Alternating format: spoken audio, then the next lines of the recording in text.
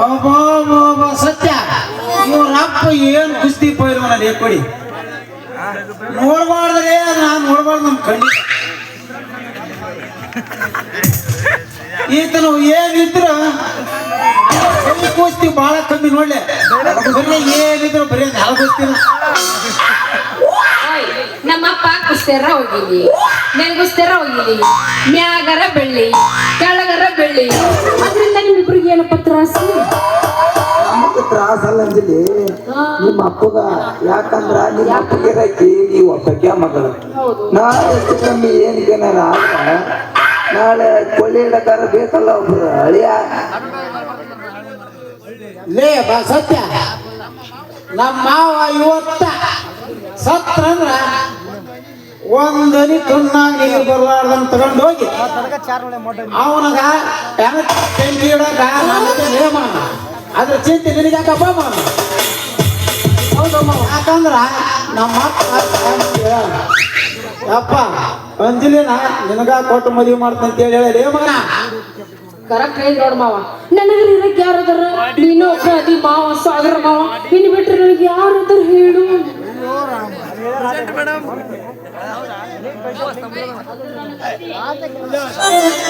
ಹಂಗಾದ್ರ ಬಸ್ ಗಂಗಾವತಿ ನೀವು ನನ್ನಂಗ ಅನಾಥ ಹತ್ರ ಕುಡ್ಕೊಳಿಕಂದ್ರ ದೇವ್ರ ಮಸ್ತಾನ ಅಂದಾಗ ನೀನೊಬ್ಬನ ಸಾಗರ ಮಾವ ಇದ್ದಂಗಲ್ಲ ಶ್ರೀರಾಮ ವೆಂಕಟರಮಣ ಗೋವಿಂದ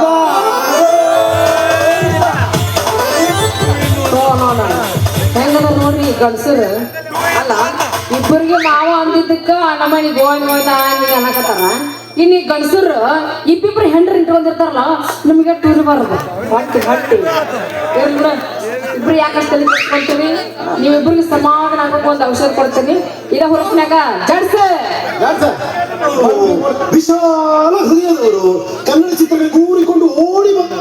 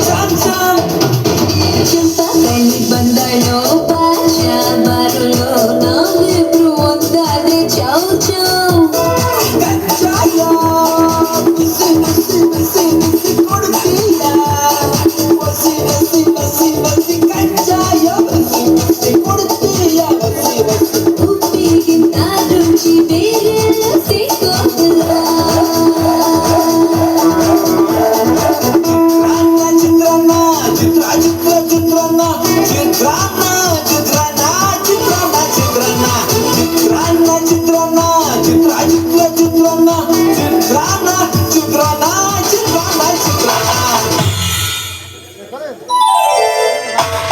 ಸತ್ಯ ಚಿತ್ರಾನ್ನ ಚಲೋ ಇಲ್ಲ ರೀ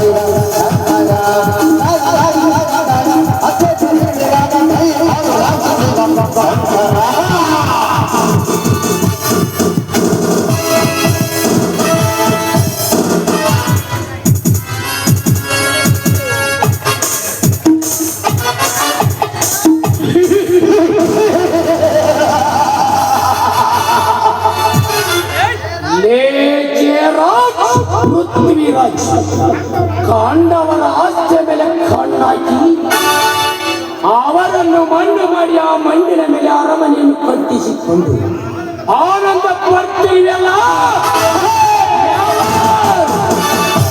ಅದೆಂದಿಗೂ ಸಾಧ್ಯವಿಲ್ಲ.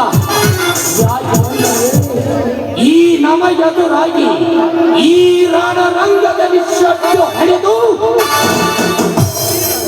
ನಿಲ್ಲುವ ಈ ಹಸಿದಯ ಪುಲಿ ಹುಟ್ಟಿ ಬಂದಿರುವನು ಈ ಗಂಡು ಮೆಟ್ಟಿನ ನಾಗಿರಲಿ.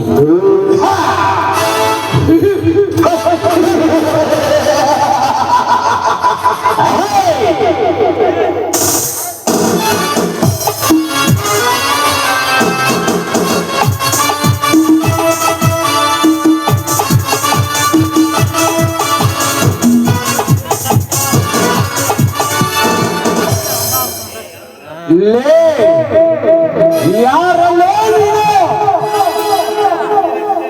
ಮತ ತುಂಬಿದ ಗಜದಂತೆ ಮನೆಗೆ ನುಗ್ಗಿ ಈ ಜಮೀನ್ದಾರನಿಗೆ ಏಕವಚನದಿಂದ ಕರೆಯುತ್ತೇನೆಂಬ ಅರಿವಿಲ್ಲದೆ ಈ ಅಗರ್ಭ ಶ್ರೀಮಂತ ತೋರಿದ ತಾಯಿಗೆ ಬಿದ್ದು ಅವರು ಇಲ್ಲದ ಮರು ಜೇಡಿಯಂತೆ ಮಾತನಾಡುತ್ತಿರುವಲ್ಲೇ ಯಾರು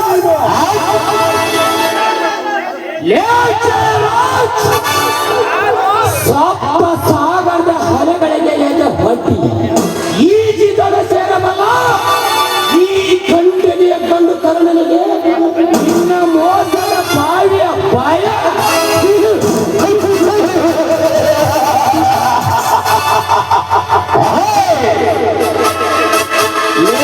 ಜಯರಾಜ್ ನನಗೆ ಸವಾಲಾಗಿ ಬದುಕುತ್ತೇನೆಂಬ ಭಂಡಾಟಿಕೆ ಬಯಸಲು ಪುಂಡಾಟಿಕೆಯನ್ನು ಬಿಟ್ಟು ಬಿಡು. ಇಲ್ಲ ಅಂದರೆ ನೀನು ಕಟ್ಟಿದ ಸಾಮ್ರಾಜ್ಯ ಇನ್ನು ಕೆಲವೇ ದಿನಗಳಲ್ಲಿ ನೆಲ ಸಮನೆ ಮಾಡಿ ಹಂಚಾಡುವ ಕಾಲ ಇನ್ನು ಬಹಳ ದೂರ ಇಲ್ಲ. ಇವನಿದ್ದರೆ ಸೋಲಿಲ್ಲದ ಸರ್ಕಾರ, ಸಿಡಿಗೆದ್ದ ಸರ್ಕಾರ.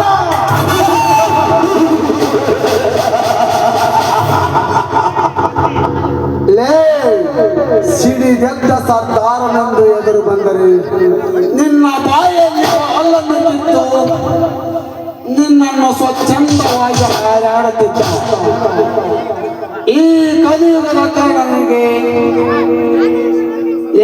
ಸಿಡಿಗೆದ್ದ ಸರ್ದಾರ ಈ ಭೂಮಿ ಮೇಲೆ ಯಾರೊಬ್ಬರ ಬದುಕುವುದಿಲ್ಲ. ಈ ಕಲಿಯುಗದಲ್ಲಿ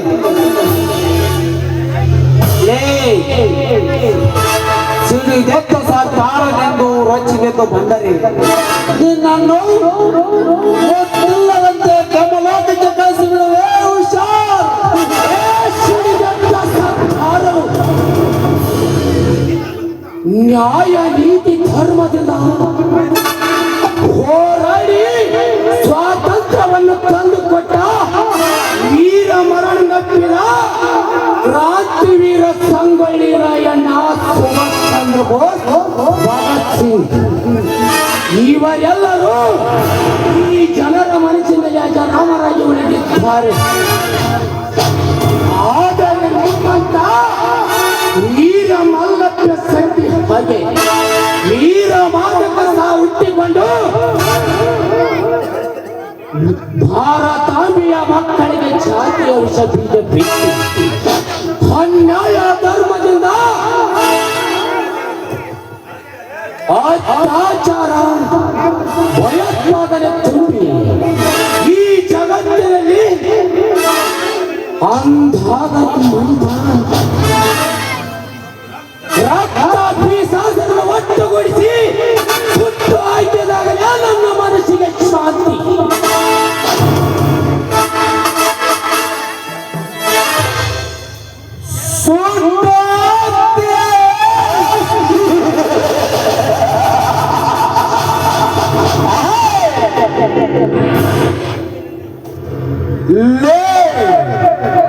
ಸುಟ್ಟು ಬಂದವರೆಲ್ಲ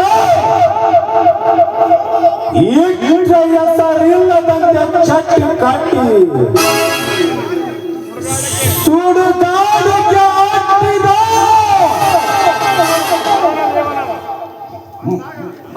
ಅಂದಾಗ ನನ್ನ ಅರಮನೆಗೆ ಬಂದು ಶಬ್ದವನ್ನು ಮಾತನಾಡುತ್ತಿರುವಲ್ಲ. ನೀನು ಮೊದಲು ಯಾವ ಊರಿನ ಸರದಾರ ಎನ್ನುವುದು ಮೊದಲು ಹೇಳಲೇನು?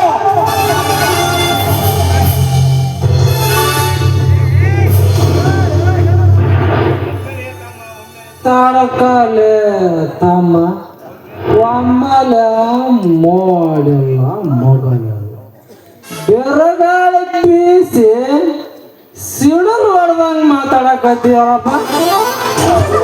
ನೀ ಮಾತಾಡೋ ಮಾತಿನಿಂದ ನಾನು ಕುಡ್ದದ ನೀ ಚೆನ್ನಾಗಿ ಹೇಳ್ಬೇಕು ನೋಡಪ್ಪ.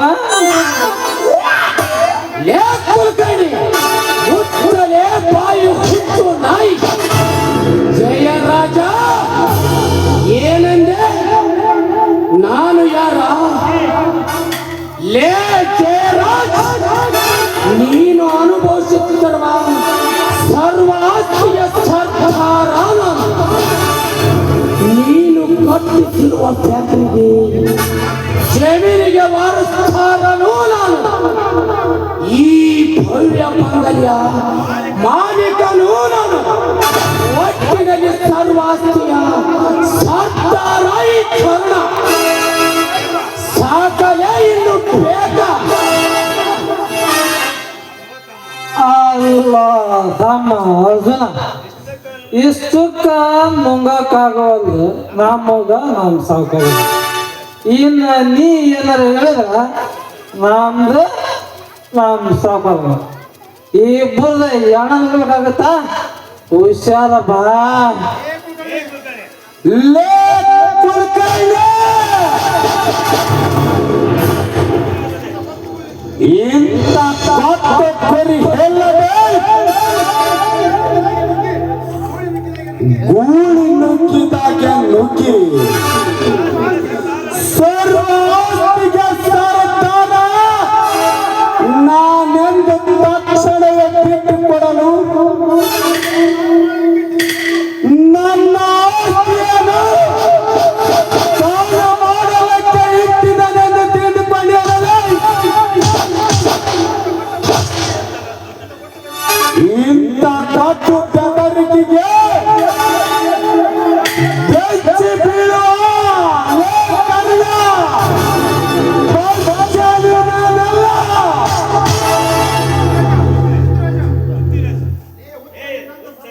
ಲೇ ಹುಚ್ಚ, ನಿನ್ನಂತ ಸರ್ದಾರರು ರಚಿತಕ್ಕೆ ಬಂದಾಗ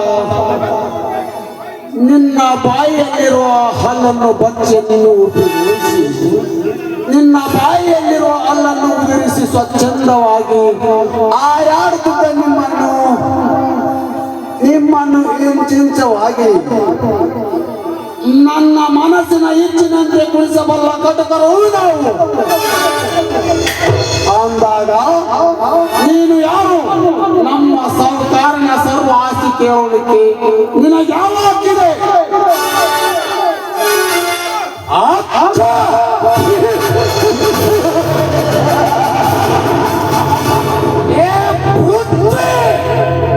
ಹಕ್ಕು ತೆಗೆದುಕೊಳ್ಳಲಿಕ್ಕೆ ಬಂದ ನಿಮ್ಮ ಪಾಲಿನ ಮೆಕ್ಕಿದ ಒಲಿಲೇ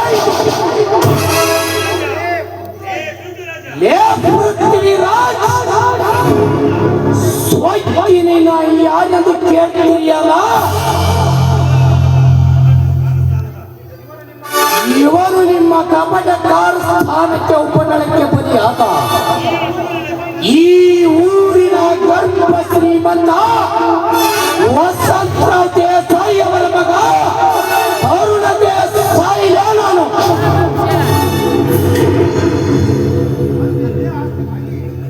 ಅಂದು ಇದೇ ಆಸ್ತಿಗಾಗಿ ನೀನು ನನ್ನ ತಂದೆ ತಾಯಿ ಹಾಗೂ ನನ್ನ ತಮ್ಮಂದಿರನ್ನ ಕೊಲೆ ಮಾಡಿ ಕರುಣೆ ಇಲ್ಲದಂತೆ ತಪ್ಪಿಸಿಕೊಂಡು ಹೋಗಿ ಇಂದು ಗಾಯಗೊಂಡ ಹುಲಿಯಂತೆ ಬಂದು ಹಚ್ಚಿಸಿ ಬಂದು ನನ್ನ ಸರ್ವಾಸ್ತನ್ನು ನಿಮ್ಮಿಂದ ಪಡೆಯಲಿಕ್ಕೆ ಮತ್ತೆ ಕರ್ಮ ತುಂಬಿಸಿದ ಈ ಊರಲ್ಲಿ ಕರ್ಮ ತುಂಬುವಾಗೆ ಮಾಡದೆ ಹೋದರೆ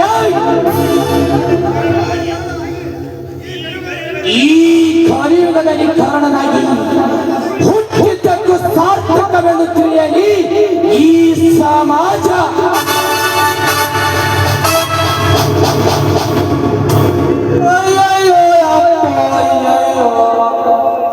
ಕೊಡದ ಖುಷಿಯಿಂದ ಇರ್ಬೇಕನ್ನೋ ಟೈಟ್ ಮ್ಯಾಗ ಸಿಡರ ಪಡದ ಸೋಟ್ ಕಲ್ಪನೆಯಾಗೈತೆ ಹೋಯಪ್ಪ ಬಾಳವ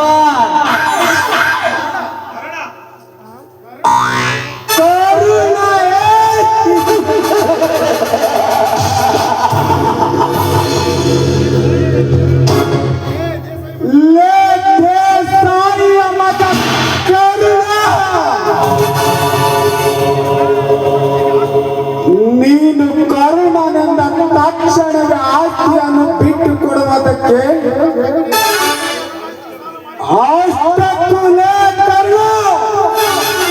ನಿನ್ನ ತಂದೆ ತಾಯಿ ನನ್ನ ಹತ್ತಿರ ಸಾಲ ಪಡೆದಿದ್ದರು. ಸಾಲ ತೀರಿಸದ ಅವಮಾನಕ್ಕೆ ಈಡಾಗಿ ಆತ್ಮಹತ್ಯೆ ಮಾಡಿಕೊಂಡರು.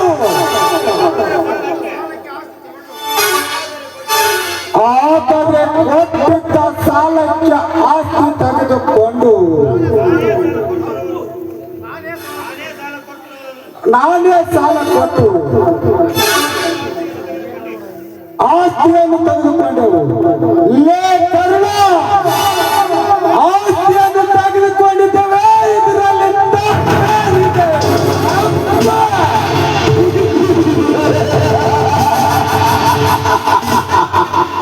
ಲೇ ಜಯರಾಜ ಪೃಥ್ವಿರಾಜ, ಒಟ್ಟಿಗೆ ಅನ್ನವಿಲ್ಲದೆ ಕಳ್ಳತನ ಮಾಡಿ ಬದುಕುತ್ತಿದ್ದ ನಿಮ್ಮನ್ನು ಅನ್ನ ನೀರು ಕೊಟ್ಟು ನನ್ನ ತಂದೆ ನಿಮ್ಮನ್ನು ಒಳ್ಳೆಯವರನ್ನೇ ಮಾಡಲಿಕ್ಕೆ ಹೋದನಲ್ಲ, ಅಂತ ದೇವರನ್ನ ನನ್ನ ತಂದೆ ತಾಯಿಯನ್ನು ಕೊಂದು ನನ್ನ ತಮ್ಮಂದಿರನ್ನು ಕೊಂದು ಕ್ರೂರ ಮೃಗಗಳು ನೀವು. ಅನ್ನ ಹಾಕುವ ಮನೆಗೆ ಅನ್ನ ಹಾಕುವ ಕದಿಮರಲೇ ನೀವು. ನಿಮ್ಮಂತ ಮನುಷ್ಯ ದ್ರೋಹಿಗಳಿಂದ ಇರುವುದರಿಂದ ಈ ಸಮಾಜ ಕೆಟ್ಟ ಹಾಳಾಗಿ ಬದುಕುತ್ತಿರುವುದು. ಸಮಾಜ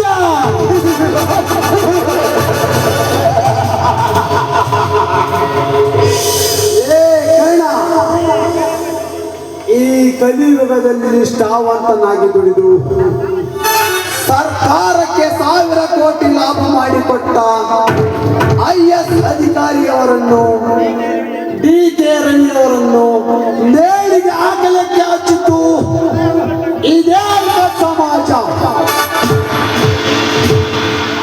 ಕರ್ತವ್ಯವೇ ನನ್ನ ದೇವರೆಂದು ನಂಬಿ ಕಾನೂನಿನ ಕೆಲಸ ಮಾಡುತ್ತಿದ್ದ ಪೊಲೀಸ್ ಸಬ್ ಇನ್ಸ್ಪೆಕ್ಟರ್ ಕಳಕಪ್ಪ ಬಂಡಿಯವರನ್ನು ಅವರ ಗುಂಡಿಗೆ ಗುಂಡನ್ನಿಟ್ಟು ಬಲಿ ತೆಗೆದುಕೊಂಡಿರುವ ಕಟುಕ ಸಮಾಜ. ಅಷ್ಟೇ ಯಾಕೆಲೆ ಸಮಾಜಕ್ಕಾಗಿ ತನ್ನ ಜೀವನವನ್ನೇ ಮುಡುಪಾಗಿಟ್ಟ ಹೋರಾಡಿದ ಅಣ್ಣ ಆಚಾರವನ್ನೇ ಮೂಲಿ ಗುಂಪು ಮಾಡಿರುವ, ತಮ್ಮ ಬೇಳೆ ಬೇಯಿಸಿಕೊಂಡಿರುವ ತಾಯಿ ಗಂಡರಿರುವ ಸಮಾಜವಿದು.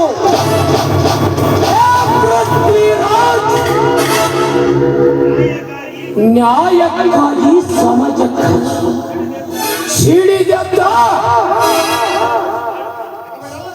ಇವರೆಲ್ಲರನ್ನು ಬಲಿಪಸಿ ಮಾಡಿತು. ನಿಮ್ಮಂತ ಭ್ರಷ್ಟ ಎಂಬುದನ್ನು ಮರೆಯಬೇಡ. ಅಷ್ಟೇ ಯಾಕಲೇ ನಮ್ಮ ತಂದೆ ತಾಯಿಯನ್ನು ಕೊಂದ ಅವರ ಆಸ್ತಿಯನ್ನು ತಿಂದು ಮೆರೆತಿರುವ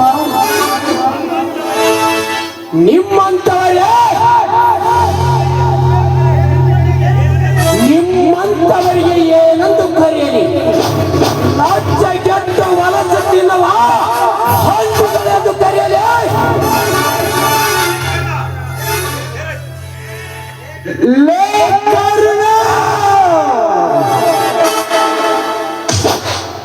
ಮೈಯಲ್ಲಿರುವ ಮಾಂಸದ ಕಂಡಗಳು ಕಟ್ಟಿಯಾಗಿದೆ ಎಂದು ದೊಡ್ಡತನದಿಂದ ದೊಡ್ಡ ಮಾತನ್ನು ಆಡಲು ಬಂದರೆ ಶೀಘ್ರ ಗೆದ್ದ ಈ ಸಾಹುಕಾರನ ಬಂದೂಕಿನಿಂದ ನಿನ್ನನ್ನು ಸುಟ್ಟು ಹಾಕಿ ಬಿಡುವೆ.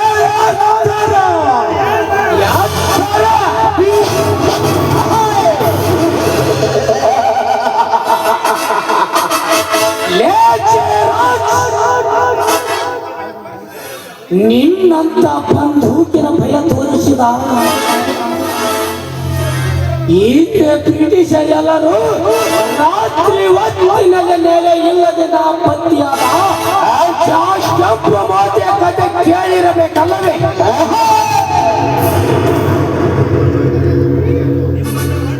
ನಿಮ್ಮಂಥ ಭಂಡರ ಎದೆಗುಂಡಿಗೆ ನಡುಗುವ ಗಂಡು ಗುಂಡಿಗಿರುವ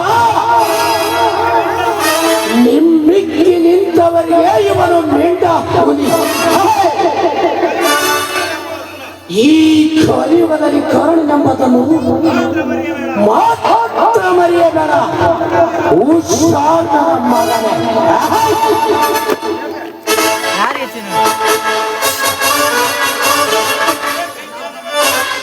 ಅಣ್ಣ, ನಮ್ಮ ಮನೆಗೆ ಬಂದು ಬಾಯಿಗೆ ಬಂದ ಹಾಗೆ ಮಾತಾಡಿದ್ರೆ ಹಿಂಕ ನಾಯಿಗಳನ್ನ ಸುಮ್ಮನೆ ಬಿಡಬಾರ್ದು. ಆಳುಗಳಿಂದ ಕತ್ತರಿಸಿ ನಾಯಿಗಳಿಗೆ ಹಾಕಬೇಕು. ಅಂದಾಗ ನಮ್ಮ ಮನೆಗೆ ಬಂದು ಯಾರು ಮಾತಾಡುವುದಿಲ್ಲ.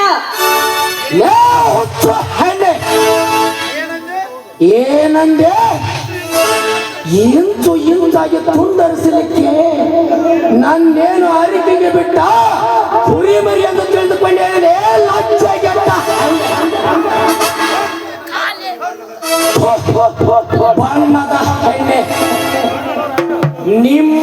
ನನ್ನಂತ ಮೃಗಗಳನ್ನು ನಿನ್ನಂತ ಕುಳ್ಳಿನರಿಗಳನ್ನು ಮೆಟ್ಟಿ ನಿಲ್ಲುವ ಗಾಂಡು ಹುಲಿಯುವುದು.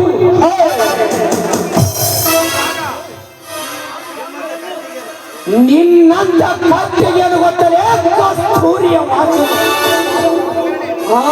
ಅಯ್ಯೋ ಊರೇ ಬೆಂಗ್ಯಾಗ ತುಪ್ಪ ಸೋದಂಗ ನೋಡು ಯಾವ ಶಿಲವ ಬಾರ ಇಲ್ಲಿ ಯಾಕೆ ಬೇಕವ ಅಂತೀನಿ ಗಂಡಸ್ರು ವಿಚಾರ ಸುಮ್ಕ ಇದ್ ಬಿಡವ. ಈಗ ಸಂಡೆ ಕಾಯಿ ನಮಗ ನಮ್ಮ ಸಾವುಕಾರ ಬುಡಕ ಬೋದು ಬೆಂಕಿ ಜಳಕ್ಕ ತಡ್ಕೊಂಡಾಗಬಹುದು. ನೀ ಮಟ್ಟಿಟ್ಟು ಪೆಟ್ರೋಲ್ ಸುರದ ಸುಟ್ಕೊಂಡ್ ಸಾಯಂತ ಹೇಳಕ್ ಬಂದೇನವ ಸುಂದರ ಲೇ ಕರ್ಣ,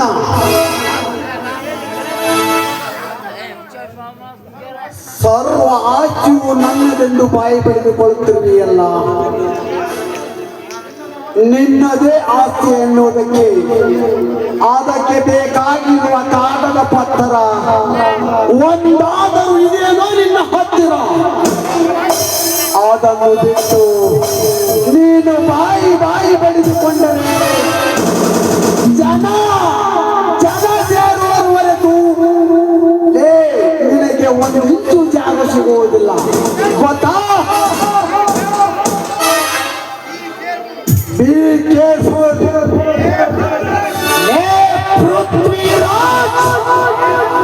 ಏನಂದೆ? ಕಾಗದ ಪತ್ರಗಳು ಬೇಕಾದ ಹಿಂದೆ ನನ್ನ ತಂದೆ ನಿಮ್ಮ ಮೋಸದ ಸುಳಿವಿಗೆ ಬಿತ್ತು ಸಾಯುವುದಕ್ಕ ಮುಂಚೆ ನನ್ನ ಹೆಸರಿನಲ್ಲಿ ಮೀನು ಪಡೆದು ಕೊಟ್ಟು ಹೋಗಿದ್ದಾನೆ. ಅಂದು ನೀವು ನನ್ನ ತಂದೆ ತಾಯಿಗಳನ್ನು ಕೊಂದು ಸೈ ತೆಗೆದುಕೊಂಡು ಅರ್ಧನೆ ಶಿಕ್ಷವಾದಾಗ ಈ ಕರುಣ ದೇಶ ಈ ಹೆಸರಿನಲ್ಲಿ ಮೀರಿದ್ದ ಕಾರಣ ಖರೀದಿಯಾಗದೆ ಇನ್ನು ಆ ಸರ್ವಾಸ್ತಿ ಈ ಕರುಣ ದೇಶ ಈ ಹೆಸರಿನಲ್ಲಿದೆ. ಗೊತ್ತೇನಲ್ಲಿ ಮಗ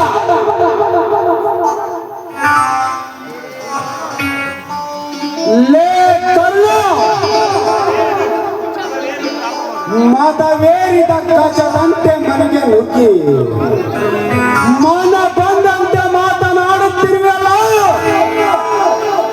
ನಿಮ್ಮಂತ ಮದ ಗಜಗಳನ್ನು ಅಂಕುಶದಿಂದ ಕಳುಹಿಸಿ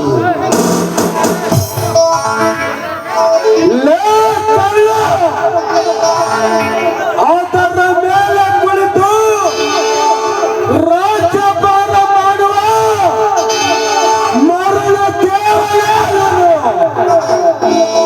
ಅಂದಾಗ ಶಾಂತತನದಿಂದ ಪಾಂಡತರಿಗೆ ಮಾಡಿದರು. ಇಂಥ ಸೊಮ್ಮನೆ ಮಾತನಾಡುವುದನ್ನು ಬಿಟ್ಟು ಇನ್ನಿನ್ನ ತಂದೆ ಬರೆದಿಟ್ಟಿರುವ ನೀರನ್ನು ತೆಗೆದುಕೊಂಡು ಬಾ ಅಂದೆ ಕೊಡುವೆ. ನನ್ನ ಸರ್ವ ಆಸ್ತಿಯನ್ನು ನಿನಗೆ. ಹೌದು ಅಣ್ಣ, ಬೀದಿಯಲ್ಲಿ ಹೋಗುವ ನಾಯಿಗಳು ಬಂದು ಆಸ್ತಿ ಬಿಟ್ಟು ಕೊಡು ಅಂತ ಹೇಳಿದ ತಕ್ಷಣ ಬಿಟ್ಟು ಕೊಡೋದಕ್ಕೆ ಇದೇನು ಧರ್ಮಕ್ಷೇತ್ರವಲ್ಲ. ಬೇಕಾದ ಕಾಗದ ಪತ್ರವನ್ನು ತೆಗೆದುಕೊಂಡು ಬಾ ಅಂತ ಹೇಳು. ಇದಕ್ಕೆ ಯಾವುದಕ್ಕೂ ನಿನ್ನ ತಲೆ ಕೆಡಿಸ್ಕೊಳ್ಬೇಡ ಅಣ್ಣ.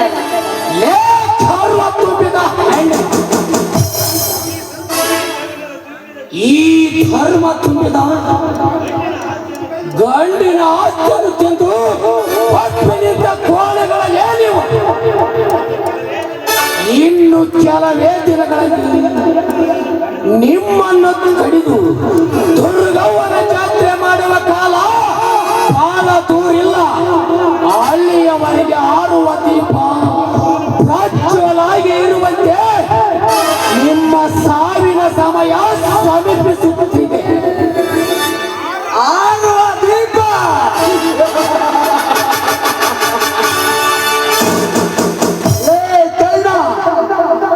ಆರುವ ದೀಪ ನಮ್ಮದಲ್ಲ, ನಿನ್ನದೆಂದು ಆಮೇಲೆ ಗೊತ್ತಾಗುತ್ತದೆ. ಮೊದಲು ನಮ್ಮ ಸಾಹುಕಾರ ಹೇಳಿ ಹೇಳಿದ ಹಾಗೆ ಪತ್ರವನ್ನು ತೆಗೆದುಕೊಂಡು ಬಾ. ಆಮೇಲೆ ಗೊತ್ತಾಗುತ್ತದೆ ನೀನು ನಿಮ್ಮ ಅಪ್ಪನ ಮಗನೆಂದು. ಲೇ ಪೃಥ್ವಿ! ನನ್ನ ತಂದೆ ಆಸ್ತಿ ನಿಜವೇ ಆಗಿದ್ದರೆ ಈ ಕಲಿಯುಗದಲ್ಲಿ ಧರ್ಮ ಎನ್ನುವುದು ನಿಜವೇ ಉಳಿದಿದ್ದರೆ ಭೂಮಿ ತಾಯಿಯ ಮೇಲೆ ಆಣೆ ಮಾಡಿ ಹೇಳ್ತೇನೆ, ಆ ಕಾಗದ ಪತ್ರ ಎಲ್ಲೇ ಇರಲಿ, ಅದು ಎಲ್ಲೇ ಅಡಗಿರಲಿ, ಸಿಕ್ಕೇ ಸಿಗುತ್ತದೆ. ಈ ಕಾರಣ ಕೊಟ್ಟ ಮಾತು ಇಟ್ಟ ಹೆಜ್ಜೆ ವರ್ತಮಾನ ಯಾವತ್ತೂ ತಪ್ಪಲ್ಲ. That is ಕಲಿಯುಗದ ಕಾರಣ.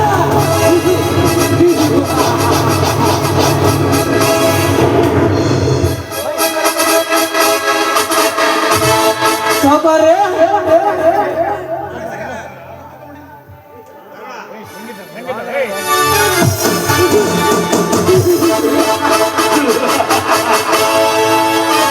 ಲೇ ಪೃಥ್ವಿ ಚಾಲೆಂಜ್.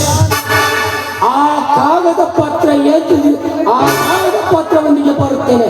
That is ಈ ಕಲಿಯುಗದಲ್ಲಿ ಕಾರಣ.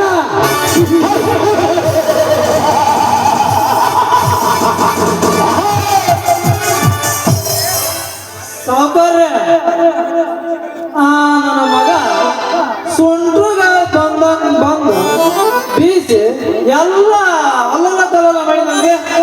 ಅದು ಅಲ್ಲದ ಅವ ಹೋಗೋ ಸ್ಪೀಡ್ ನೋಡಿದ್ರ ಆ ಪತ್ರ ತಂದ ತರ್ತಾರಂತ ಗೊತ್ತಾಗತ್ತ. ಹೌದಣ್ಣ, ನೀ ಏನ್ ಮಾಡ್ತೀಯೋ ಬಿಡ್ತೀಯೋ ನನಗಂತೂ ಗೊತ್ತಿಲ್ಲ. ಆದ್ರೆ ಆಸ್ತಿ ಅವನ ಕೈ ಸೇರೋ ಮುಂಚೆನೆ ಅವನನ್ನು ಇಂಚಿಂಚಾಗಿ ಕತ್ತರಿಸಿ ಹಾಕಬೇಕಣ್ಣ. ಬಿಟ್ಟು ಕೊಡುವುದು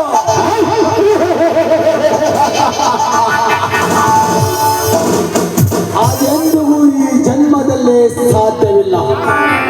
ಯಾಕೆಂದರೆ ಆ ಪತ್ರ ಸಿಗುವುದು, ಇವನ ಹೆಣ ಬೀಳುವುದು ಎರಡೂ ಒಂದೇ.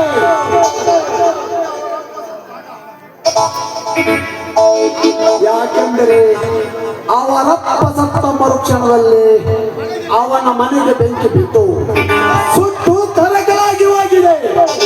ಅಂದಾಗ ಅವ ಅವ ಅವ ಅವ ಕರ್ಣ ತರುವುದಲ್ಲಿ ಬರುವುದಲ್ಲೇ.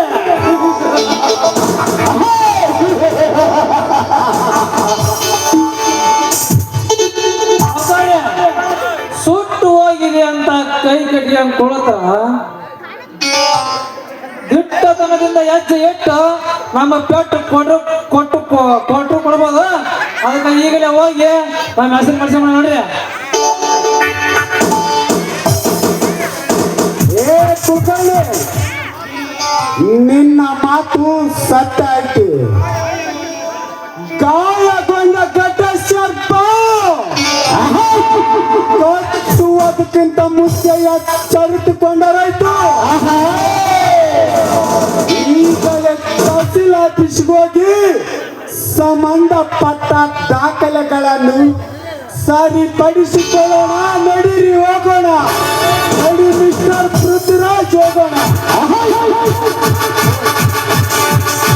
ಹಠ ಹಠ ಹಠ ಹಠ ಹಠ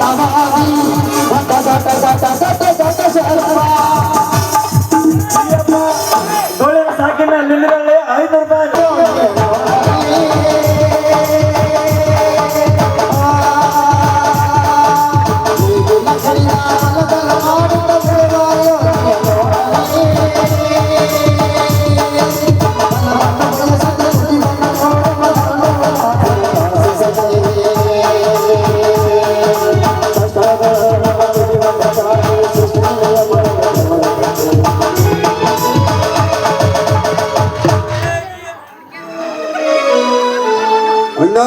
ಅಣ್ಣ ಅರ್ಜುನನ ಯಾರು ಮನೆಯಲ್ಲಿ?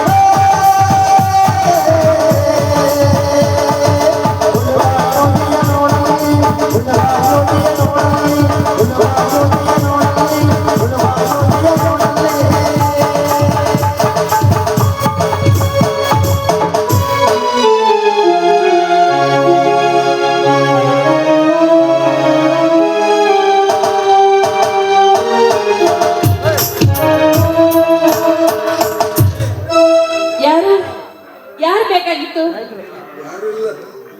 ಯಾಕೆ ಇಲ್ಲ ಅಮ್ಮವ್ರಿ, ಮೊನ್ನೆ ಹೊಲ ಬಿತ್ತಲು ನಗವೈದ್ಯ ಕೊಟ್ಟೋಗೋಣ ಅಂತ ಬಂದೆ ಅಮ್ಮ. ಏನು ಯಾವ ವಸ್ತುನ ಎಲ್ಲಿಡ್ಬೇಕು ಅಂತ ಗೊತ್ತಾಗಲ್ಲ, ಮನೆ ಒಳಗೆ ಹಾಗೆ ನುಗ್ಕೊಂಡು ಬಂದ್ಬಿಡೋಲ್ಲ. ಯಾಕಮ್ಮ ಹೀಗೆ ಅನ್ನುತ್ತೀಯ? ಇದು ನನಗೆ ಅನ್ನ ಕೊಡುವ ದೇವರು.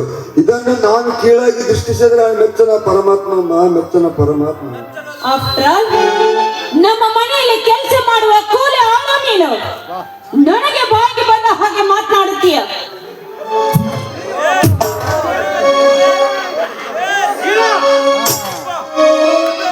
ಯಾರ ಮೇಗ ಕೈ ಮಾಡ್ತೀರಿ ಎಂದು ಮನದಲ್ಲಿ ಎತ್ತರ ಇರಲಿ. ನಮ್ಮ ಮನೆಯಲ್ಲಿ ಕೇವಲ ಕೂಲಿ ಆಳ ಕೆಲಸ ಮಾಡುತ್ತಿರುವ ಇವನು ನನಗೆ ಬಾಯಿಗೆ ಬಂದ ಹಾಗೆ ಮಾತನಾಡುವಾಗ ಯಾರಮ್ಮ ಮಾಮೂಲಿ ಮನುಷ್ಯ? ಜಗತ್ತಕ್ಕೆ ಅನ್ನ ಕೊಡುವ ರೈತ ಇವನು. ಇವನು ಮಾಮೂಲಿ ಮನುಷ್ಯನ? ನೋಡಮ್ಮ, ರೈತನಿಗೆ ಎದುರಾದರೆ ನೀವೆಲ್ಲರೂ ಅನ್ನ ತಿನ್ನ ಬದಲು ಮಣ್ಣ ತಿನ್ನಬೇಕಾಗುತ್ತದೆ. ಹುಷಾರ್! ಅಂದ್ರೆ ಬಾಬಾ, ನಾನು ಇವರಿಗೆ ಬಾಯಿಗೆ ಬಂದ ಹಾಗೆ ಮಾತಾಡಿದ್ದು ತಪ್ಪು ಅಂತೀರಾ? ನೀನಷ್ಟೇ ಅಲ್ಲಮ್ಮ, ಈ ರೈತನಿಗೆ ಎದುರಾಗಿ ನಮ್ಮ ಆಳುವ ಸರ್ಕಾರ ಅಡ್ಡ ಬಂದರು ಎದೆಗೊಟ್ಟು ನಿಲ್ಲುತ್ತಾನ ಈ ಅರ್ಜುನ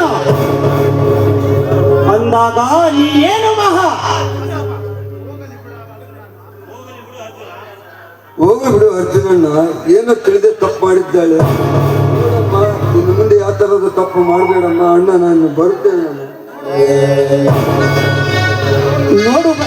ನೋಡು ಬಸಪ್ಪ, ನೀನೇನು ಬೇಜಾರು ಮಾಡಿಕೊಳ್ಳಬೇಡ.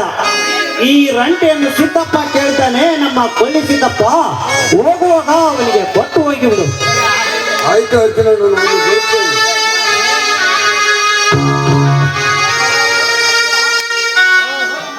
ನೋಡಮ್ಮ ಶೀಲಾ, ಮನೆಗೆ ಬಂದವರಿಗೆ ಗರ್ವದ ಅಕ್ಷರಗಳನ್ನು ಮಾತನಾಡುವುದನ್ನು ಬಿಟ್ಟು ಧರ್ಮದ ಅಕ್ಷರಗಳನ್ನು ಮಾತನಾಡುವುದನ್ನು ಕಲಿತುಕೋ.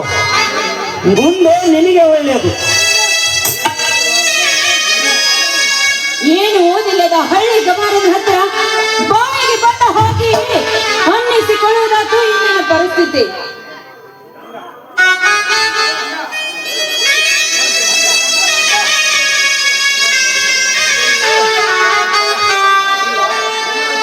ನೋಡಮ್ಮ ಶೀಲಾ, ಇಂಥ ಮಾತುಗಳನ್ನು ಆಡಬೇಡ. ಬೇಕಾದ್ರೆ ನಿನಗೆ ಕೈ ಮುಗಿದು ಬೇಡಿಕೊಳ್ಳುತ್ತೇನೆ. ಇಲ್ಲ, ಹಾಗೆಲ್ಲ ಮಾಡಬೇಡಮ್ಮ. ಬೇಕಾದ್ರೆ ನಿನ್ನ ಕಾಲು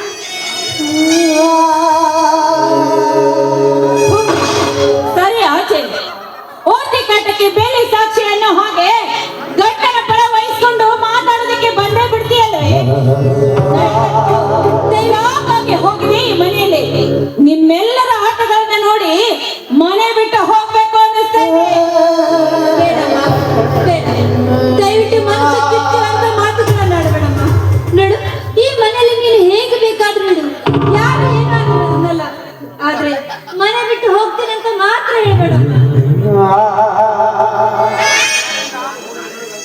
ಹೋಗಲಿ ಬಿಡಿ ಗಂಡ, ನಿತ್ಯ ಮಾಡುವವರನ್ನು ಎಬ್ಬಿಸಬಹುದು.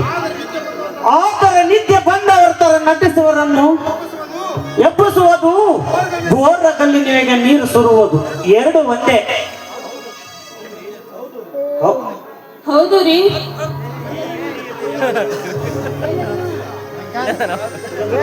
ಈ ಮನೆಯಲ್ಲಿ ಯಾವಾಗ ಯಾರ ಬಗ್ಗೆ ಮಾತಾಡುತ್ತಾರೋ ಒಂದು ಗೊತ್ತಾಗ್ತಾ ಇಲ್ಲ. ಆದ್ರೆ ನಮ್ಮಣ್ಣನ ಮನೆಯಲ್ಲಿ ಮಹಾರಾಣಿ ಹೋಗಿ ಬೆಳೆದವಳು ನಾನು. ಈ ಮನೆಯಲ್ಲಿ ಯಾರು ಹೇಗೆ ನಡೆದುಕೊಳ್ತಾರೋ ಏನೋ, ಅವ್ರು ಆಡಿದ್ದೇ ಆಟವಾಗಿ ಬಿಟ್ಟಿದೆ. ನೋಡಮ್ಮ ಶೀಲಾ, ನೀನು ನಿನ್ನ ತವರು ಮನೆಯಲ್ಲಿ ಬಂಗಾರದ ತಟ್ಟೆಯಲ್ಲೇ ಊಟ ಮಾಡಿರಬಹುದು. ಆದರೆ ಈ ನಿನ್ನ ಗಂಡನ ಮನೆಯ ಮಡಿಕೆಯಲ್ಲಿ ಊಟ ಮಾಡುವ ತೃಪ್ತಿ ಆ ನಿನ್ನ ತವರು ಮನೆಯಲ್ಲಿ ಸಿಗಲ್ಲಮ್ಮ. ನೋಡು, ಒಂದು ಹೆಣ್ಣು ಗಂಡನ ಮನೆ ಬೆಳಗಬೇಕೇ ಹೊರತು ತವರು ಮನೆ ಅಲ್ಲಮ್ಮ. ನೀನು ಮಾತ್ರ ಈ ಮನೆ ಬೆಳಗೋದಕ್ಕೆ ಬಂದಿದ್ದೀಯ. ನಾನೇನು ಈ ಮನೆ ದೀಪ ಆರಿಸೋದಕ್ಕೆ ಬಂದಿದ್ದೀನಿ ಅಂತ ತಿಳಿದುಕೊಂಡಿದ್ದೀಯೇನು? ಇಲ್ಲ, ನಾನ್ ಮಾತ್ರ ಈ ಮನೆಯಲ್ಲಿ ಇರುವುದಿಲ್ಲ. ಈಗಿಂದೀಗಲೇ ಈ ಮನೆಯಿಂದ ಆಚೆ ಹೋಗ್ತೀನಿ. ಏನಮ್ಮ, ಏನಾಗಿದೆ ಈ ಮನೆಯಲ್ಲಿ? ಯಾಕೆಷ್ಟು ಜೋರಾಗಿ ಮಾತನಾಡುತ್ತಿದ್ದೀರಿ? ಯಾಕಮ್ಮ ಗಂಗಾ, ನಿನ್ನ ಕಣ್ಣಲ್ಲಿ ನೀರು ಯಾಕೆ? ಏನಾಗಿದೆ? ಹಾಗೇನಿಲ್ಲ ಭಾವ, ಅಡಿಗೆ ಮನೆಯಲ್ಲಿ ಹೊಗೆ ಜಾಸ್ತಿ ಆಗಿ ಕಣ್ಣಲ್ಲಿ ನೀರು ಬಂದ್ವು. ಹೌದಲ್ವೇನ್ರಿ? ಹೌದಣ್ಣ, ಹೊಲಕ್ಕೆ ಹೋಗಬೇಕಂದು ಬೇಗ ಅಡಿಗೆ ಮಾಡು ಅಂದೆ. ಅದಕ್ಕೆ ಹಸಿ ಕಟ್ಟಿಗೆನು ಒಲೆಯಲ್ಲಿಟ್ಟು ಹೊಗೆ ಜಾಸ್ತಿಯಾಗಿ ಕಣ್ಣೀರ ಬಂದಿರಬೇಕು. ಅರ್ಜುನ, ಕಣ್ಣು ಅರಿಯದೊಡನೆ ಕರುಳು ಅರಿಯುವುದೇನಪ್ಪ? ಹಲವಾರು ವರ್ಷಗಳ ಈ ಮನೆಯಲ್ಲಿ ಬಾಳಿ ಬದುಕಿದ್ದೀನಿ ಅಂದಾಗ ನಮ್ಮ ಮನೆಯಲ್ಲಿ ಏನು ನಡೆಯುತ್ತೆ ಎಂಬುದನ್ನು ತಿಳಿದುಕೊಳ್ಳಲಾಗದ ಮೂರ್ಖ ನಾನಲ್ಲಪ್ಪ ಈ ನಿನ್ನ ಅಣ್ಣ. ಮನೆಯಲ್ಲಿ ಚೆಲ್ಲಪಿಲ್ಲಾಗಿ ಬಿದ್ದಿರುವ ಸಮಾನ ರೋಷ ದ್ವೇಷದ ಮಾತುಗಳು ಅಷ್ಟೇ ಸಾಕಪ್ಪ ತಿಳಿದುಕೊಳ್ಳಕ್ಕೆ. ಏನಾಗಿದೆಯಮ್ಮ, ನೀನಾದರೂ ಹೇಳು. ಹೇಳುವುದೇನಿದೆ, ಮಾತಿಗೆ ಬಾರದವರ ಹತ್ತಿರ ಬಾಯಿಗೆ ಬಂದ ಹಾಗೆ ಅನ್ನಿಸುವುದಾಗಿದೆ ನನ್ನ ಪರಿಸ್ಥಿತಿ. ಅಂದರೆ ಬೂದಿ ಮುಚ್ಚಿದ ಕೆಂಡದಂತಿರುವ ನಿನ್ನ ಮಾತಿನ ಅರ್ಥ ಸ್ವಲ್ಪ ತಿಳಿಸಿ ಹೇಳಪ್ಪ. ಈ ಮನೆಯಲ್ಲಿ ನಾನೇನು ಮಾಡಿದ್ರು ಎಲ್ಲರಿಗೂ ತಪ್ಪಾಗಿ ಕಾಣಿಸುತ್ತದೆ. ಒಟ್ಟಿನಲ್ಲಿ ನಾನು ನನ್ನ ಗಂಡ ಈ ಮನೆಯಲ್ಲಿ ಇರುವುದು ಒಂದಿಷ್ಟು ಜನಕ್ಕೆ ಆಗಿ ಬರುವುದಿಲ್ಲ ಅಂತ ಕಾಣಿಸುತ್ತದೆ. ಮುಚ್ಚಮ್ಮ ಬಾಯಿ, ಏನು ಮಾತನಾಡು ಅಂತ ಮನದಲ್ಲಿ ಹರವಿಟ್ಟುಕೊಂಡು ಮಾತನಾಡು. ಅಣ್ಣ, ಅದು ಅಂದರೆ ನಿಮ್ಮ ತಮ್ಮ ಬಾಯಿಗೆ ಬಂದ ಹಾಗೆ ಮಾತನಾಡಿದ್ದು ಸರಿ ಅಂತ ಹೇಳ್ತೀರಾ? ಅಷ್ಟಕ್ಕೂ ನಾನು ಓದಿದವಳು, ಸರಿ ತಪ್ಪು ಯಾವುದು ಅಂತ ನನಗೆ ಚೆನ್ನಾಗಿ ಗೊತ್ತಿದೆ. ಶಾಲೆ ಕಲಿಯಲಾರದ ಒಂದಕ್ಷರ ಗೊತ್ತಿಲ್ಲದವನ ಹತ್ತಿರ ಬಾಯಿಗೆ ಬಂದ ಹಾಗೆ ನಾನು ಅನ್ನಿಸ್ಕೊಳ್ಬೇಕಾ? ಮುಚ್ಚು ಬಾಯಿ, ಉತ್ತ ಹೆಣ್ಣೆ. ಬೇರೆಯವರ ಯೋಗ್ಯತೆ ಬಗ್ಗೆ ಮಾತನಾಡುವ ನಿನಗೆ ಯಾವ ಯೋಗ್ಯತೆ ಇದೆ? ಏನಂದ್ರೆ ಸಾಲಿಯ ಮುಖದ ನೋಡದ ಅಕ್ಷರದ ಅರ್ಥ ಗೊತ್ತಿಲ್ಲವೆಂದಿಯಾ ನನ್ನ ತಮ್ಮನಿಗೆ? ನೋಡಮ್ಮ, ಹಾಲಿಗೆ ಹುಟ್ಟು ಬರಬಾರದು, ಹೆಣ್ಣಿಗೆ ಸೊತ್ತು ಬರಬಾರದು ಅಂತ ಹೇಳಿದ್ದಾರೆ ದೊಡ್ಡವರು. ಅರ್ಥ ಮಾಡಿಕೊಂಡು ಮಾತನಾಡು. ಅಂದರೆ ನಿನ್ನ ತಮ್ಮ ನಿನ್ನ ಅಷ್ಟೊಂದು ಬೀಡು ಪಂಡಿತನೇ? ನೋಡಮ್ಮ, ಅಲ್ಪ ವಿದ್ಯೆ ಮಹಾಗರ್ವ ಇದು ಒಳ್ಳೆಯದಲ್ಲಮ್ಮ. ಅಷ್ಟಕ್ಕೂ ನೀನು ಹಂಗಿನ ಮನೆಯಲ್ಲಿ ಕುಂತು ಒಂದು ಓದಿರುವುದು ಒಂದೇ ಒಂದು ಡಿಗ್ರಿ. ಇಷ್ಟಕ್ಕೆ ಎಷ್ಟು ತೆಗೆದು ಮಾತನಾಡುತ್ತಿದೆಯಲ್ಲ. ಗುಡಿಸಲಲ್ಲಿ ಕುಳಿತು ಅಂಬಲೆ ಉಂಡು ಭಾರತ ಸರ್ಕಾರ IAS ಪರೀಕ್ಷೆಯಲ್ಲಿ ಕರ್ನಾಟಕ ರಾಜ್ಯಕ್ಕೆ ಗೋಲ್ಡ್ ಮೆಡಲಿಸ್ಟ್ ನನ್ನ ತಮ್ಮ ಗೋಲ್ಡ್ ಮೆಡಲಿಸ್ಟ್ ಅಂದಾಗ ಅವನು ಇನ್ನೆಷ್ಟು ತೆಗೆದು ಮಾತನಾಡಬಲ್ಲ ಅಂತ ಎಚ್ಚರದಿಂದ ಮಾತನಾಡು. ಅದಕ್ಕೆ ಹೇಳಿರುವರು ಹಿರಿಯರು ಒಳ್ಳೆಯವರ ಗುಣ ನಡತೆಯಲ್ಲಿ ನೋಡು ಅಂತ. ಅಣ್ಣ, ಹೋಗಲಿ ಬಿಡಣ್ಣ. ಎಷ್ಟೇ ಆದರೂ ಅವಳು ನನ್ನ ತಮ್ಮನ ಹೆಂಡತಿ. ತಿಳಿಯದೆ ಮಾತನಾಡಿದ್ದಾಳೆ. ಮೇಲಾಗಿ ಸುಖದ ಸಂಪತ್ತಿಗೆಯಲ್ಲಿ ಬೆಳೆದವಳು. ಆದರೆ ನಮ್ಮ ಮನೆಗೆ ಹೊಂದಿಕೊಳ್ಳುವವರೆಗೂ ನಾವೇ ಹೊಂದಿಕೊಳ್ಳೋಣ. ಅರ್ಜುನ, ಕಳ್ಳಿ ಹಾಲು ಕಣ್ಣಿಗೆಲ್ಲ, ಮಳ್ಳ ಹೆಣ್ಣು ಮನಿಗೆಲ್ಲ ಅನ್ನುವಾಗೆ ತವರ ಮನೆ ಶ್ರೀಮಂತಿಕೆ ಬಗ್ಗೆ ಮಾತನಾಡುವ ಇಂಥ ಹೆಣ್ಣುಗಳಿಗೆ ಗೊತ್ತಾಗಬೇಕು ಗಂಡನ ಮನೆಯ ಪಟ್ಟು ಕುಂಕುಮ ವೇಲೇಸು ಅಂತ. ಇದನ್ನು ಅರಿತಾಗ ಹೆಣ್ಣಿನ ಜನ್ಮಕ್ಕೆ ಒಂದು ಅರ್ಥ ಸಿಗುತ್ತೆ. ಹೋಗಲಿ ಬಿಡು ಭಾವ, ಏನೋ ಕೆಟ್ಟಗಳಿಗೆ ನಡೆದಿದೆ ಅಂತ ಮರ್ತು ಬಿಡೋಣ. ಇನ್ನು ನನ್ನ ತಂಗಿ ಚಿಕ್ಕಳು ಏನೋ ತಿಳಿಯದೆ ಮಾತನಾಡಿದ್ರೆ ಹೌದಣ್ಣ, ತಪ್ಪು ಮಾಡುವುದು ಮನುಷ್ಯನ ಸೋತ ಗುಣ. ಆದರೆ ತಿಂಡಿ ನಡೆದುಕೊಳ್ಳುವುದಕ್ಕೆ ಒಂದು ಅವಕಾಶ ಕೊಡಲು ಈ ನಿಮ್ಮಂತ ಹಿರಿಯರ ಲಕ್ಷಣ. ನೋಡಮ್ಮ ಶೀಲಾ, ನಿನಗಿರುವ ಅನುಭವವನ್ನು ನೀನು ಅರಿತು ನಡೆದರೆ ನಿನ್ನ ಬಾಳು ಬಂಗಾರವಾಗುತ್ತದೆ. ಅರ್ಜುನ, ಸಾಲಿ ಕಲಿತನನ್ನು ಸುಳ್ಳು ಹೇಳಿ ಎದೆಯಲ್ಲಿ ಎರಡು ಅಕ್ಷರ ಇರದೆ ತಂದೆ ತಾಯಿ ಜೀವ ಎನ್ನುವ ಬಂಡ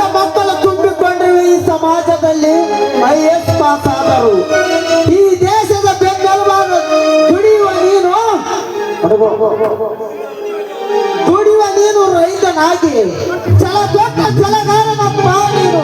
ಕೋಟಿ ವಿದ್ಯೆಗಿಂತ ಬೇಟಿ ವಿದ್ಯೆನೇ ಲೇಸುವಂತ ಕಾಯಕ ಮಾಡುವ ನೀನು ಜಗಮೆಚ್ಚಿದ ಮಗನಪ್ಪ, ಜಗಮೆಚ್ಚಿದ ಮಗ. ಯಾಕಣ್ಣ ಎಲ್ಲರೂ ಒಟ್ಟಿಗೆ ನಿಂತು ಏನೋ ವಿಚಾರ ಮಾಡ್ತಿದ್ದೀರಿ? ಶೀಲಾ, ಏನಾಗಿದೆ ಈ ಮನೆಯಲ್ಲಿ? ಅಯ್ಯೋ ಬನ್ರಿ, ಈ ಮನೆಯಲ್ಲಿ ಯಾರು ಯಾವಾಗ ಹೇಗೆ ಮಾತನಾಡ್ತಾರೋ ಅಂತ ಒಂದು ಗೊತ್ತಾಗ್ತಾ ಇಲ್ಲ ರೀ. ಶೀಲಾ, ಅಂತದ್ದೇನಾಗಿದೆ ಈ ಮನೆಯಲ್ಲಿ? ಅಣ್ಣ, ನೀನಾದರೂ ಸ್ವಲ್ಪ ಬಿಡಿಸಿ ಹೇಳು, ಏನಾಗಿದೆ ಅಂತ. ನೋಡು ಶಂಕರ, ನಿನ್ನ ಹೆಂಡತಿಗೆ ಬುದ್ಧಿ ಹೇಳಿದರೆ ಬುದ್ಧಾಗನೊಬ್ಬ ಅನ್ನುವ ಹಾಗೆ ಹಿರಿಯರು ಎಂಬುದನ್ನು ಮರೆತು ಮಂಗನಂತೆ ಮಾತನಾಡುತ್ತಿದ್ದಾಳೆ ನಿನ್ನ ಹೆಂಡತಿ. ನೀನಾದರೂ ಸ್ವಲ್ಪ ತಿಳಿಸಿ ಹೇಳು. ನೋಡಿದೆ ಶಂಕರ್, ನಿಮ್ಮ ಅಣ್ಣನವರು ಹೇಗೆ ಬಾಯಿಗೆ ಬಂದ ಹಾಗೆ ಮಾತನಾಡ್ತಿದ್ದಾರೆ ಅಂತ. ಅಣ್ಣ, ಎಲ್ಲರೂ ಒಟ್ಟಾಗಿ ನನ್ನ ಹೆಂಡತಿಯನ್ನು ದ್ವೇಷಿಸುವುದು ಅವಳು ಏನು ತಪ್ಪು ಮಾಡಿದ್ದಳೆಂದು ಈ ರೀತಿ ಮಾತನಾಡುತ್ತೀರಿ? ಶಂಕರ, ಏನಂತ ಮಾತನಾಡ್ತೀಯಾ ನೀನು? ನಿನ್ನ ಹೆಂಡತಿಯನ್ನು ದೋಷಿಸೋದಕ್ಕೆ ಅವಳು ನಮಗೆ ಅನ್ಯಾಯದರೂ ಮಾಡಿರುವುದಾರು ಏನು? ತಪ್ಪು ದಾರಿಯಲ್ಲಿ ನಡೆಯೋದನ್ನು ಬಿಟ್ಟು ಸರಿ ದಾರಿಯಲ್ಲಿ ಹೋಗಂಡಿದ್ದೆ ತಪ್ಪ? ನೋಡಪ್ಪ ಶಂಕರ, ಹೆಣ್ಣು ಮಕ್ಕಳ ಜಗದಲ್ಲಿ ಗಂಡಸರು ತೆಲೆವಾದವರು. ಅದನ್ನ ಅವರು ನೋಡಿಕೊಳ್ಳಬೇಕು. ಇಲ್ಲ, ಶಂಕರಿಗೆ ಅಂದರೆ ನಿಮ್ಮ ಮಾತಿನ ಅರ್ಥ ನನ್ನ ಹೆಂಡತಿಗೆ ಎಷ್ಟೇ ಕಷ್ಟ ಕೊಟ್ಟರು ಸುಮ್ಮನೆ ದುಡ್ಡು ಅಂತೀರಾ? ಮತ್ತು ಬಾಯಿ ಶಂಕರ, ಹೆಂಡತಿಯ ತಾಳಕ್ಕೆ ತಕ್ಕಂತೆ ಕುಣಿಯುವ ನೀನು ಒಬ್ಬ ಗಂಡಸ.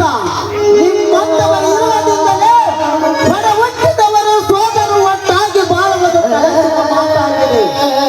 ಅದಕ್ಕೆ ಬಲ್ಲವರು ಹೇಳಿದ್ದಾರೆ, ಗಂಡಿಗೆ ಚಟ ಇರಬಾರದು, ಹೆಣ್ಣಿಗೆ ಆಟ ಇರಬಾರದು. ಅಣ್ಣ, ನಿನ್ನ ಮಾತು ಕೇಳಿ ನನ್ನ ಹೆಂಡತಿಗೆ ದ್ರೋಹ ಮಾಡಲಾರೆ.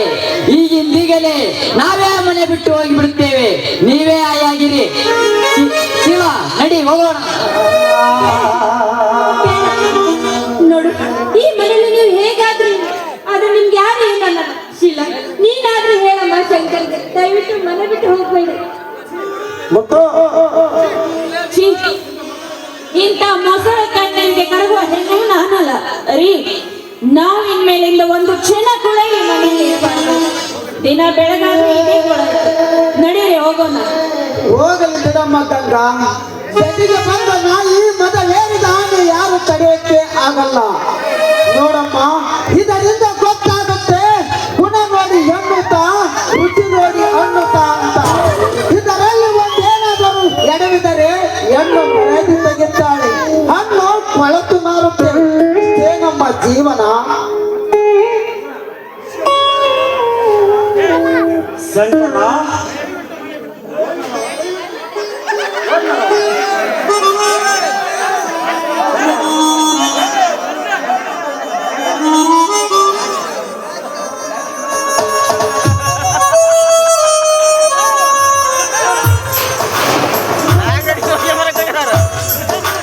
ಶಂಕರ,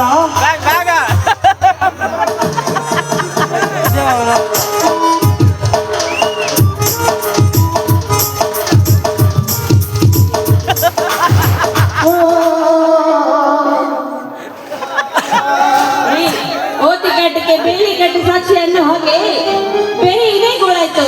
ಬೇಡರಿ, ಈ ಮನೆಯಲ್ಲಿ ಇರುವುದೇ ಬೇಡ. ನಡೆಯರಿ ಹೋಗೋಣ. ಶಂಕರ, ಶಂಕರ, ದಯವಿಟ್ಟು ಮನೆ ಬಿಟ್ಟು ಹೋಗಬೇಡಪ್ಪ. ಈ ಮನೆಯ ಮರ್ಯಾದೆಯನ್ನು ಹಾಳು ಮಾಡಬೇಡ. ಶಂಕರ, ನಿನಗೆ ಕೈ ಮುಗಿದು ಕೇಳಿಕೊಳ್ಳುತ್ತೀನಿ, ಮನೆಯಲ್ಲಿ ನಡೆಯಪ್ಪ ಒಳಗೆ.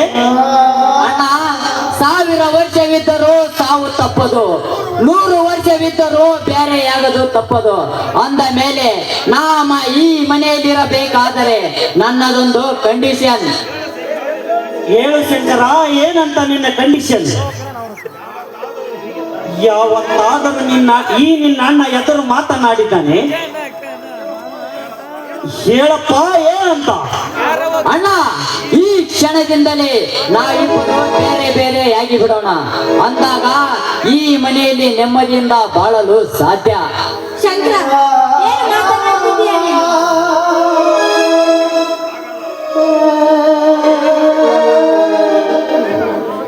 ಶಂಕರ, ಎಲ್ಲ ಮಾತನಾಡಬೇಡಪ್ಪ, ಮಾತನಾಡಬೇಡ.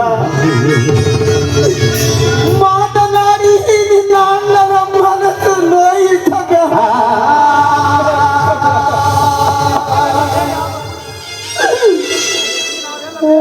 ನಾವೆಲ್ಲ ಬೇರೆಯಾದ ಸುದ್ದಿ ಊರಿನ ಜನಕ್ಕೆ ಏನಾದರೂ ಗೊತ್ತಾಗದೆ ಹಾಡಿಕೊಳ್ಳುವಂತ ಬಾಯಿಗೆ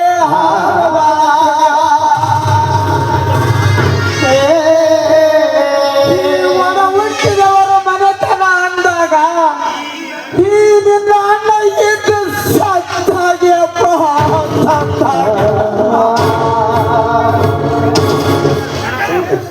ಅದೇನು ಗೊತ್ತಿಲ್ಲಣ್ಣ.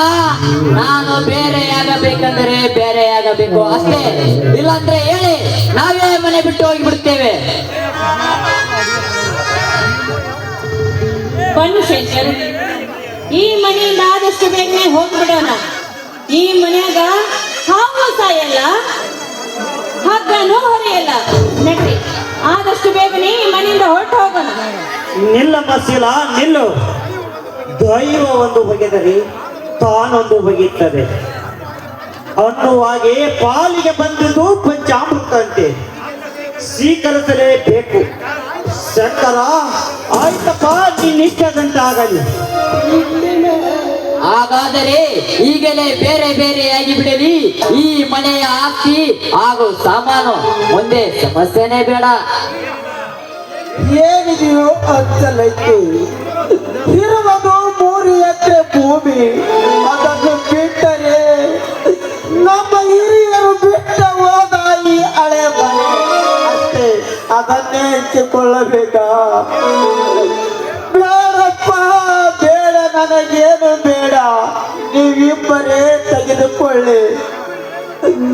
ಅಣ್ಣ, ನನಗೂ ಏನು ಬೇಡಪ್ಪ, ನನಗೂ ಏನು ಬೇಡ. ನನಗೆ ಹೊಲ ಇಲ್ಲದಿದ್ದರೂ ಸರಿ, ಮನೆ ಇಲ್ಲದಿದ್ದರೂ ಸರಿ, ಎಲ್ಲಾದರೂ ದನ ಕಟ್ಟುವ ಮನೆಯಲ್ಲಿ ಜೀವನ ಕಳಿತೀನಣ್ಣ, ಜೀವನ ಕಳಿತೇನೆ. ಗಂಗಾ, ಇದಕ್ಕೆ ನಿನ್ನ ಉತ್ತರ ಏನು? ನೋಡಿ, ಬಡತನವೇ ಬರಲಿ, ಸಿರಿತನವೇ ಬರಲಿ, ಪತಿಯ ಧರ್ಮದಲ್ಲಿ ಪರಿಪಾಲಿಸುವುದು ಪತ್ನಿಯ ಧರ್ಮ. ಈ ನಿಮ್ಮ ಕಷ್ಟದಲ್ಲಿ ನಾನು ಪಾಲ್ಗೊಳ್ಳುತ್ತೇನೆ. ನೋಡಿ, ಒಂದು ವೇಳೆ ನನ್ನ ಶಂಕರ್ ಚೆನ್ನಾಗಿರ್ತಾನಂದ್ರೆ ಸರಿ ಹೋಗುತ್ತದೆ.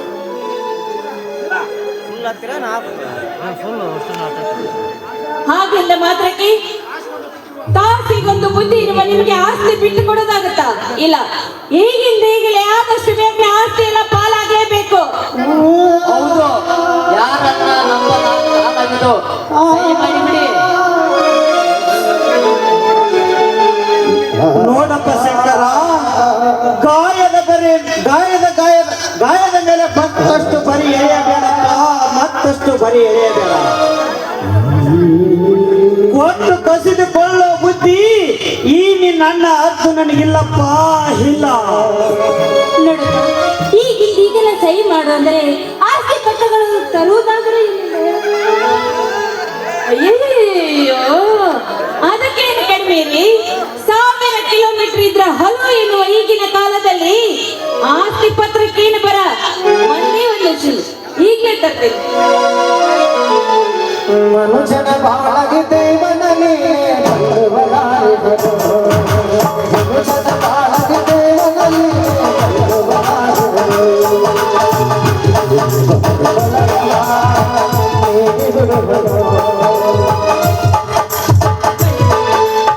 ಆದಷ್ಟು ಬೇಗ ನೀವೆಲ್ಲರೂ ಸಹಿ ಮಾಡಿಬಿಟ್ರಿ ಆಸ್ತಿ ಎಲ್ಲ ಪಾಲಾಗ್ಬಿಡುತ್ತೆ. ಮನುಷ್ಯನ ಬಾಳಗಿ ದೇವನಲ್ಲಿ ಮನುಷ್ಯನ ಬಾಳಗಿ ದೇವನಲ್ಲಿ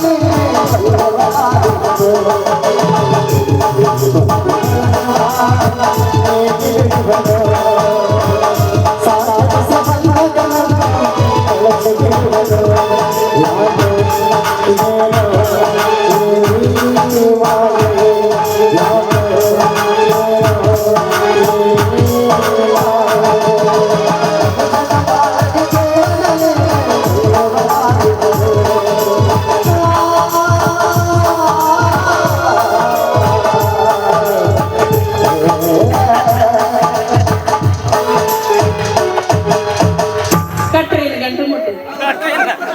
ಅಯ್ಯೋ ದೇವರೇ, ತಾಮ್ರದ ದುಡ್ಡು ತಂದೆ ಮಕ್ಕಳನ್ನು ದೂರ ಮಾಡುತ್ತಾ ಅನ್ನೋ ಮಾತು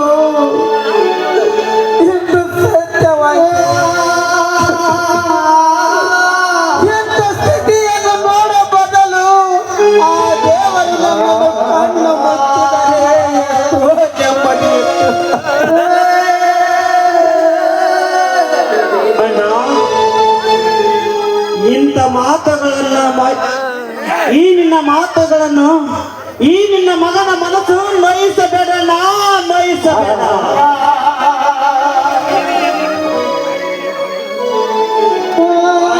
ಮಗ ಇಲ್ಲದಿದ್ದರೂ ಸರಿ, ಊರಲ್ಲೇ ಮನೆ ಇಲ್ಲದಿದ್ದರೂ ಸರಿ, ಯಾರ ಮನೆಯಲ್ಲಿ ಸಂಬಳಿದ್ದು ನಿನ್ನನ್ನು ಸಾಕಿ ಸಲುತ್ತೀನಪ್ಪ, ನಿನ್ನನ್ನು ಸಾಕಿ ಸಲುತ್ತೀನಿ. ಹೌದು ಬಾವ, ನಾವು ನಿಮ್ಮನ್ನು ಚೆನ್ನಾಗಿ ನೋಡಿಕೊಳ್ಳುತ್ತೇವೆ, ನೀನೇನು ಚಿಂತೆ ಮಾಡಬೇಕು. ಅಣ್ಣ, ಅತ್ತಿಗೆ, ಹಿರಿಯಣ್ಣ ನನ್ನ ಮನೆಯಲ್ಲಿರಬೇಕು. ಶಂಕರ, ಬೇಡಪ್ಪ, ನಿನಗೆ ಏಕೆ ತೊಂದರೆ? ನಾನು ಹೇಗೋ ಜೀವನ ಸಾಗಿಸುತ್ತೀನಿ. ಆದರೆ ಒಂದು ಮಾತು ಶಂಕರ, ವಾಸ್ತವ ದಾಟಿದ ಹೆಣ್ಣು, ಬೇಲಿ ಇಲ್ಲದ ಹೊಲ, ಎರಡು ಎರವರ ಪಾಲಪ್ಪ. ಅದಕ್ಕೆ ಸವಾರಿ ಮಾಡುವ ಗಂಡಿಸಿನ ಕೈಯಾಗ ಸರಿವಿ ಆಗದೆ ಇರಬೇಕೇ ವಿನ ವೇದಿಸಿದ ಕೈಯಾಗಲ್ಲಪ್ಪ. ಇದನ್ನು ಅರಿತು ನಡೆದರೆ ಸಂಸಾರ, ಮರೆತು ನಡೆದರೆ ಅಲ ಅಲ.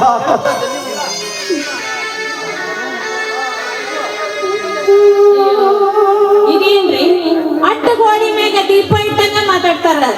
ಇವ್ರು ಹಿಂಗ್ ಮಾಡೋದು, ಆಸ್ತಿ ಬದಲು ಮಾಡೋದು ಯಾವಾಗ ಮುಗಿದೈತ್ರಿ? ಆದಷ್ಟು ಬೇಕ್ರಿ ನಾವೇ ಹೋಗ್ಬಿಡಂ ಬರ್ರಿ.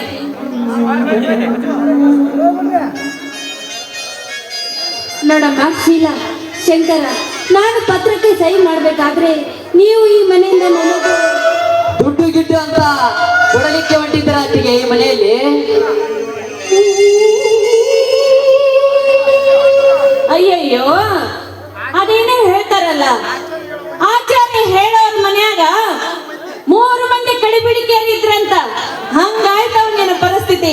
ಇಷ್ಟೊತ್ತನ ಏನೋ ಬೇಡ ಬೇಡ ಬೇಡ ಅಂತೇಳಿ ಮತ್ತೀಗ ನಡಬರ್ಕಾಂತರಾಗತ್ತಂದಿಲ್ಲ. ಮತ್ತೇನ್ ಬೇಕು ನೀನು?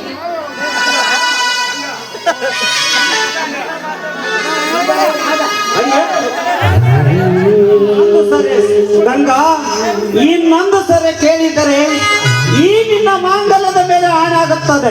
ಸ್ವಾಮಿ, ದಯವಿಟ್ಟು ಹೀಗೆಲ್ಲ ಮಾತನಾಡಬೇಡಿ. ನನಗೊಂದೇ ಒಂದ್ಸಲ ಅವಕಾಶ ಕೊಡಿ ಮಾತಾಡ.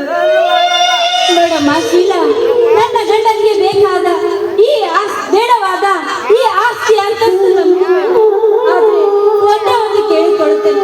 ನಮ್ಮ ಉಪಜೀವನ ನಡೆದಕ್ಕೋಸ್ಕರ 2 ಡಬ್ಬಿ ಒಂದು ತಾಡು ಎಲ್ಲೇ ಆದ್ರೂ ಹೋಗಿ ಬದುಕುತ್ತೇನೆ.